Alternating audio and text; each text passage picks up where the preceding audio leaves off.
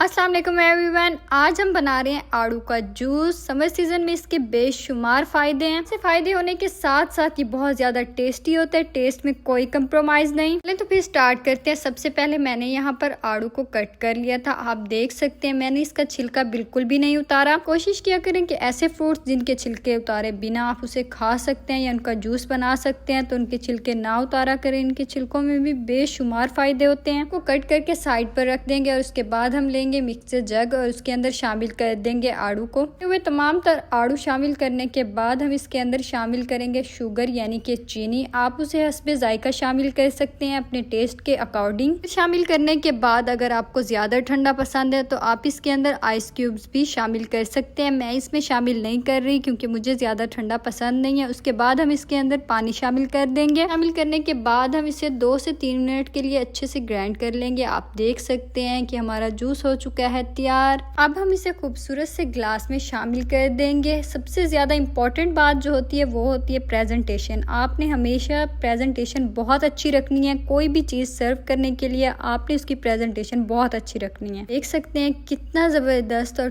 Tasty सा juice हो चुका है तैयार। उम्मीद है आपको आज की वीडियो पसंद आई होगी। लाइक करना और कमेंट करना मत भूलिएगा। मेरे चैनल को भी सब्सक्राइब कर दीजिएगा। इंशाल्लाह नेक्स्ट वीडियो में मिलेंगे एक न्यू रेसिपी के साथ। तब तक के लिए अल्लाह हाफिज।